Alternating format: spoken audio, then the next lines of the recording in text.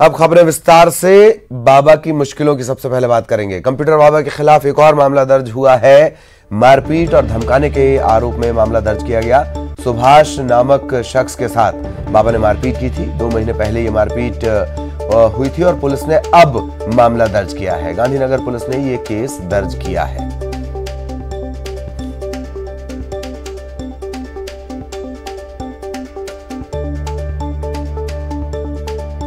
तो कंप्यूटर बाबा पर एक और केस दर्ज हुआ है और ऐसा लग रहा है कि सारी शिकायतें जो लोगों के मन में दबी हुई थी 2 महीने से, 1 महीने से, 2 दिन से, 10 दिन से, वो सारी भावनाएं एक एक करके निकल रही हैं। सारे मामले एक एक करके निकल रहे हैं और लोग पुलिस के पास पहुंच रहे हैं। कंप्यूटर बाबा के खिलाफ एक और मामला दर्ज। मारपीट और धमकाने के आरोप में यह मामला है।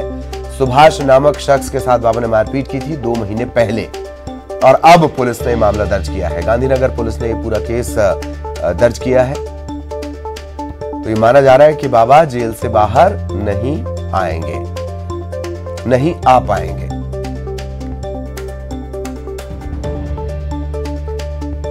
और सहयोगी मनोज इस वक्त हमारे साथ जुड़े हुए हैं। सीधा आपको मनोज के पास लिए चलेंगे। मनोज, ऐसा लगता है कि बाबा के जो लोकतंत्र बचाओ हवन थे यात्रा के दौरान, उनका काफी गहरा असर पड़ा है। लोग 2-2 महीने बाद शिकायत करने पहुंच रहे हैं। मध्य प्रदेश पुलिस की अति सक्रियता अरसे बाद देखी गई है। मनोज,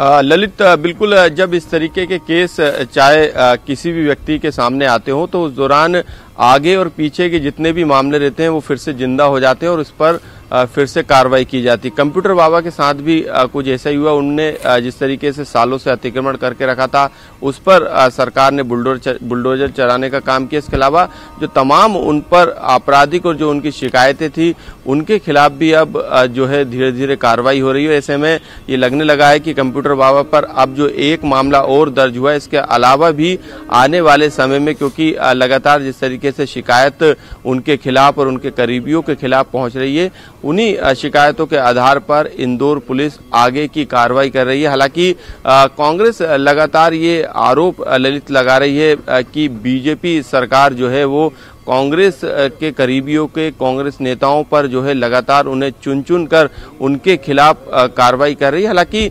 बीजेपी की तरफ से इसका जवाब कांग्रेस को दिया गया और ये कहा गया है कि यदि कोई देरी की कार्रवाई हुई है तो प्रशासन से उसका जवाब कांग्रेस को लेना चाहिए। हालांकि जिस तरीके से यदि सरकारी जमीन पर कब्जा किया जाता है उस पर कार्रवाई की जाएगी, इस तरीके का बीजेपी की तरफ से बयान भी कल सामने निकल कर आया। तो इंदौर पुलिस एक्शन में, लेकिन जिस तरीके से सालों से ये पूरे अतिक्रमण की कार्रवाई होनी चाहिए थी सालों पहले, लेकिन वो अब दिखाई देने लगी। यही कारण है कि ललित अब इस पूरे मामले पर जो है राजनीति तेज हो गई है। जाहिर तौर पर बहुत बहुत शुक्रिया मनोज, लेकिन आप हमारे साथ बने रहिएगा। एक और अहम खबर को लेकर आगे हम आपसे चर्चा करेंगे। खबर भोपाल से है। प्रदेश कांग्रेस कार्यालय में कमलनाथ का जन्मदिन मनाया जाएगा। विचार विभाग करेगा हनुमान चालीसा का पाठ। आज दोपहर 12 बजे प्रदेश कांग्रेस कार्यालय में धूमधाम से कार्यकर्ताओं के द्वारा जन्मदिन मनाया जाएगा। इस मौके पर प्रदेश पदाधिकारी जन्मदिन की खुशी में केक काटेंगे। जन्मदिन पर शिवाजी नगर स्थित विश्वनाथ मंदिर में हनुमान चालीसा पाठ कर कमलनाथ के शतायु होने की कामना की जाएगी। मनोज लगातार हमारे साथ बने हुए हैं। मनोज, आज कमलनाथ का जन्मदिन और हनुमान चालीसा का पाठ भी किया जाएगा। बताएं और क्या क्या होगा, क्या नजर आ सकता है आज? आज बिल्कुल ये पूरा कार्यक्रम कांग्रेस कमेटी के जो विचार विभाग है जिसके अध्यक्ष भूपेंद्र गुप्ता है उनके द्वारा ये पूरा आयोजित किया गया है और 12 बजे तमाम जो कांग्रेस कमेटी भोपाल के जो कार्यकर्ता हैं, जो तमाम बड़े नेता हैं, वो पीसीसी में इकट्ठा होंगे और 12 बजे से हनुमान चालीसा का पाठ जो है वहां के सभागार में किया जाएगा। इसके बाद शाम के वक्त जो है वहां पर कार्यक्रम का आयोजन किया गया है और दिन भर ये कार्यक्रम चलना है। केक भी वहां पर काटा जाएगा। तो कमलनाथ के जन्मदिन के लिए विचार विभाग ने खुद जिम्मेदारी ली है और किस तरीके से इस जन्मदिन को आज 12 बजे से शाम को 4 बजे तक मनाया जाएगा, उसको लेके कल जो है प्रेस विज्ञप्ति भी जारी की गई थी। तो आज तमाम जो नेता हैं उनके बंगले पर भी पहुंचेंगे उनको बधाई देने के लिए। इसके अलावा ये संभावना है कि जब ये कार्यक्रम हनुमान चालीसा का पाठ और दूसरे कार्यक्रम पीसीसी में आयोजित किए जाएंगे, उस दौरान भी कमलनाथ पीसीसी आ सकते हैं, वहां पर कार्यकर्ताओं से मुलाकात कर सकते हैं, क्योंकि वहां पर बधाइयों का सिलसिला लगातार जारी रहेगा। आज दिन भर जो है पीसीसी में हलचल तेज रहेगी। तमाम नेताओं का आने का सिलसिला वहां पर 12 बजे से शुरू हो जाएगा। बंगले पर भी लगातार नेता आज सुबह से पहुंचना शुरू हो गए। बधाइयों का सिलसिला भी जो है लगातार 12 बजे से पीसीसी में शुरू हो जाएगा। तो जो कार्यक्रम का जो आयोजन किया गया है वो कांग्रेस कमेटी के विचार विभाग के द्वारा इस पूरे कार्यक्रम का आयोजन किया गया है। 12 बजे से ये कार्यक्रम जन्म उत्सव के तौर पर मनाया जाएगा विचार विभाग के द्वारा, और उसके बाद शाम को 4 बजे का भी कार्यक्रम का आयोजन रखा गया है। चलिए, बहुत बहुत शुक्रिया मनोज इस तमाम जानकारी के लिए। सहयोगी मनोज हमारे साथ जुड़े हुए थे। ये देखना दिलचस्प होगा, आज तरह तरह के आयोजन होंगे। अगली खबर भिंड से है। भिंड शहर के बीचों बीच स्थित गौरी तालाब में 2 दिन पहले एक बेकाबू कार गिरने की घटना के बाद अब एक वीडियो सोशल मीडिया पर वायरल हो रहा है। इस वीडियो में तालाब के किनारे रहने वाले एक वकील हैं महेश मिश्रा। उन्होंने अपनी जान की बाजी लगाकर जो ड्राइवर था, गाड़ी का ड्राइवर जो डूब रहा था, उसे बचाया। इस वीडियो में नजर आएगा कि वकील किस तरह से अपनी जान पर खेलकर कार चालक को बचाते हुए नजर आते हैं, और वकील के जज्बे को देखकर हर कोई उन्हें सलाम भी कर रहा है। कार चालक युवक के पिता उसे धन्यवाद देते नहीं थक रहे। वैसे वकील बाबू ऐसे कारनामे पहले भी कर चुके हैं।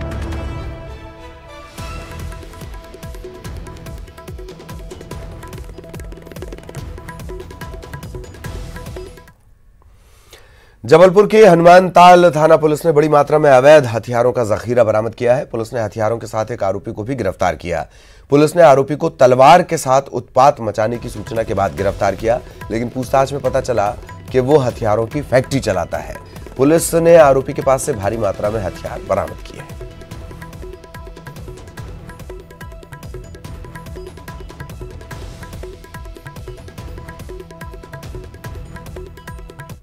लोहे की तलवार को लेकर के आतंक मचा रहे थे। जब पुलिस ने इन्हें रोककर इनका नाम पूछा तब इन्होंने भागने का प्रयास किया।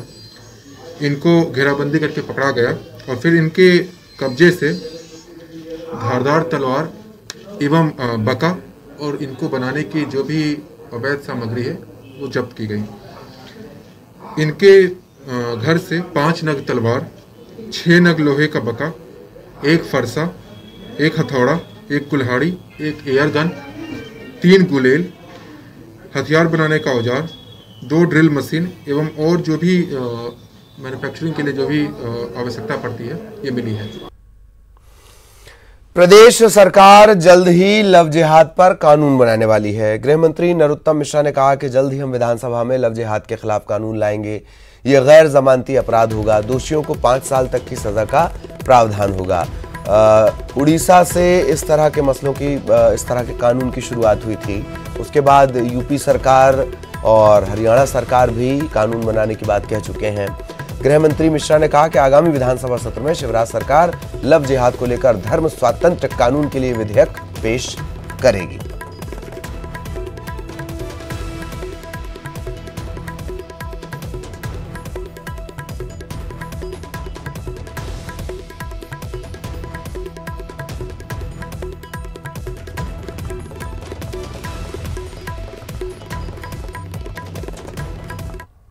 स्वातंत्र्य विधेयक अब 2020 की हम तैयारी कर रहे हैं विधानसभा में लाने की, और इसमें हम तय कर रहे हैं कि जो प्रलोभन और बहकावा, फ्रॉड, बलपूर्वक शादी और धर्मांतरण कराने पर 5 साल का कठोर कारावास इस अधिनियम में हम रख रहे हैं। इस अधिनियम में अभी यह भी प्रस्तावित कर रहे हैं, ये परमार्जित होगा, विधानसभा में जाएगा, कि यह अपराध संज्ञेय, कॉग्निजेबल तथा गैर जमानती इसे घोषित करें। देखिए, मुझे लगता है कि सरकार महिला सुरक्षा पे सिर्फ बातें करती है और बातें करने का काम करती है। अभी तक कितने कानून बने हुए हैं, उसके बाद कितने बलात्कार और कितने महिला अत्याचार हो रहे हैं। मध्य प्रदेश में लगभग इनकी सरकार में 46,000 से ज़्यादा बलात्कार प्लस महिला अत्याचार की घटनाएं हो रही है और रोज मध्य प्रदेश में हम देख रहे हैं किस प्रकार से घटना हो रही है। गृह मंत्री पहले उसके ऊपर जवाब दे और उसके ऊपर कार्रवाई करने का काम करे। इधर सरकार एक तरफ लव जिहाद को लेकर कानून बनाने का ऐलान कर चुकी है और प्रदेश में महिला अत्याचार के मामले को लेकर कांग्रेस ने ट्वीट कर सरकार पर निशाना साधा। कांग्रेस का यह आरोप है कि महिला आयोग में 14,000 मामले लंबित हैं, लेकिन शिवराज सरकार राजनीतिक बदलेबाजी में मस्त है। सरकार महिला आयोग को काम नहीं करने दे रही क्योंकि आयोग के अध्यक्ष और सदस्य भाजपाई नहीं है।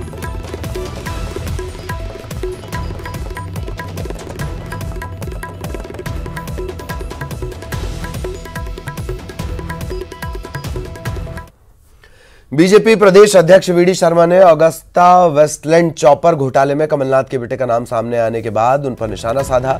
वीडी शर्मा ने कहा कि कमलनाथ के बेटे बकुलनाथ का नाम आया है, इसीलिए मध्य प्रदेश की जनता को कमलनाथ जवाब दें। वीडी शर्मा ने लव जिहाद को लेकर प्रदेश सरकार के प्रस्तावित कानून का स्वागत किया है।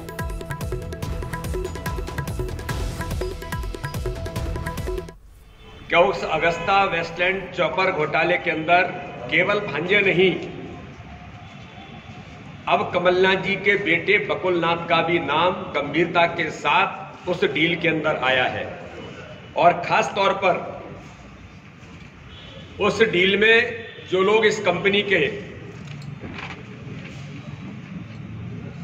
जो मुख्य कर्ता धर्ता थे, उन लोगों ने अपनी राजनीतिक ताकत को बताने के लिए जिन नामों का उल्लेख करते थे, उसमें खास तौर पर सलमान खुर्शीद और कमल अंकल, यानी घोटाले में पहले मामा भांजे आए, फिर बेटे आए, अब तो अंकल भी आ गए। कानून लव जिहाद को लेकर के जो आ रहा है कि धर्म के नाम पर जिस प्रकार से प्यार के जाल में फंसाकर धर्मांतरण करना, ये बहुत ही गंभीर विषय है इस मध्य प्रदेश के लिए, पूरे देश के लिए।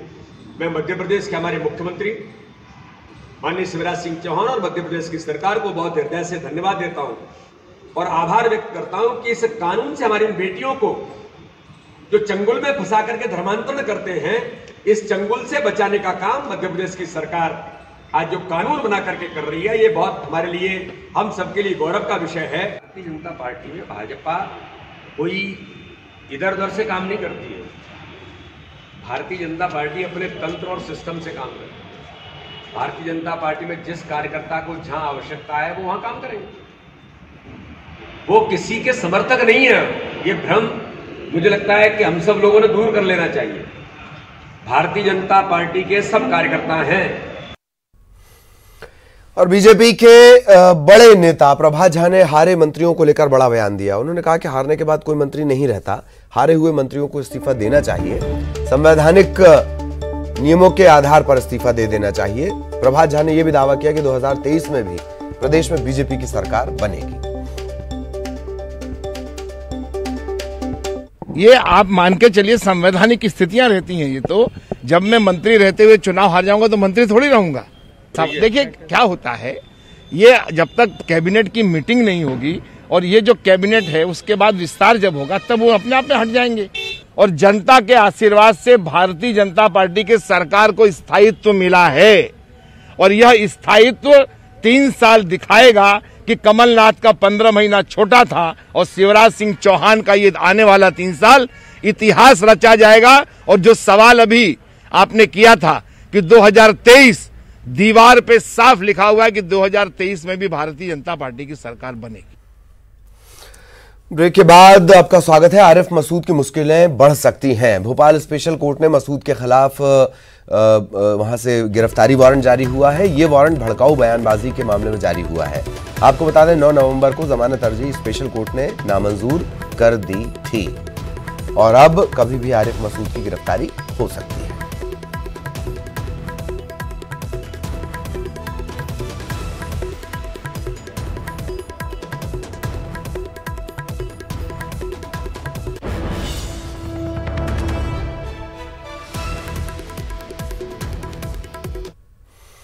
और कंप्यूटर बाबा जेल में ही रहेंगे। बाबा की दूसरी जमानत अर्जी भी खारिज हो गई है। एक दिन के पुलिस रिमांड पर एरोड्रम थाना में बाबा थे। पुलिस बाबा को पूछताछ के बाद जेल ले जाएगी।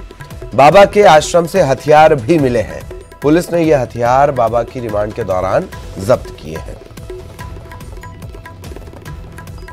तो शुरुआत में हमने आपको बताया था कैसे बाबा पर एक युवक ने मारपीट का मामला दर्ज करवाया है।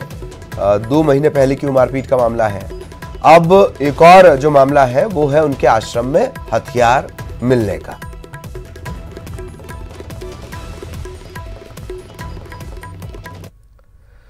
जबलपुर में बदमाशों के हौसले बुलंद हैं। ताजा मामला ग्वारीघाट का है, जहां 2 बदमाशों ने एक बिल्डर से रंगदारी वसूल करने के लिए उसके घर में घुसकर जमकर हंगामा किया, जान से मारने की धमकी दी। नीलू यादव और राजेंद्र यादव नाम के इन बदमाशों के खिलाफ पहले से ही कई मामले दर्ज हैं।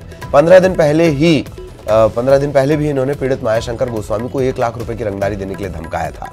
इसके बाद बिल्डर ने आत्महत्या करने का प्रयास किया था।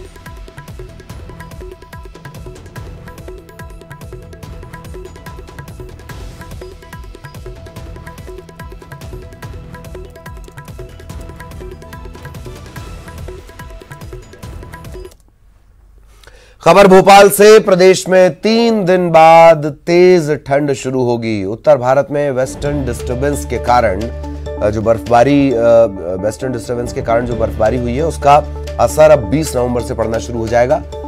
भोपाल, मालवा, निमाड़, महाकौशल, विंध्य, बुंदेलखंड, ग्वालियर, चंबल इन इलाकों के शहरों में रात के तापमान में 3 डिग्री तक की गिरावट आ सकती है। तो तकरीबन 3 दिन बाद तेज होगी ठंड। भोपाल, मालवा इन इलाकों में रात का तापमान गिरेगा। निमाड़ इसमें शामिल है, महाकौशल इसमें शामिल है। जो बर्फबारी हुई है उसके चलते अब उसका असर मध्य प्रदेश पर नजर आएगा। भोपाल में भोज मुक्त विश्वविद्यालय के कर्मचारियों ने प्रदर्शन किया है। कर्मचारियों को 2 साल से 7वें वेतनमान का फायदा नहीं मिल रहा है। इसके विरोध में उन्होंने प्रदर्शन किया।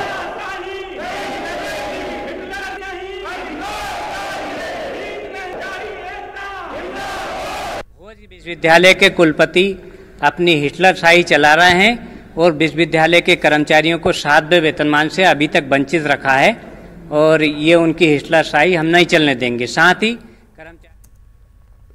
सऊदी अरब में फंसी हरदा की रहने वाली रीना गहलोत की भारत वापसी में न्यूज 18 की मुहिम का बड़ा असर हुआ। इस मामले में हरदा कलेक्टर संजय गुप्ता ने मध्य प्रदेश गृह सचिव मोहम्मद शाहिद अफसार को पत्र लिखा है। इस पत्र में कलेक्टर ने हरदा की महिला रीना गहलोत को सऊदी अरब से वापस एमपी लाने की बात लिखी है।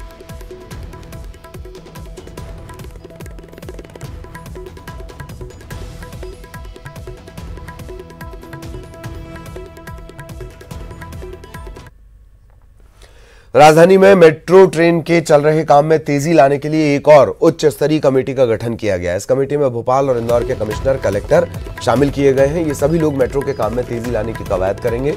इसके अलावा भूमि अधिग्रहण, डायवर्शन और पुनर्वास की योजना को लेकर भी काम किया जाएगा।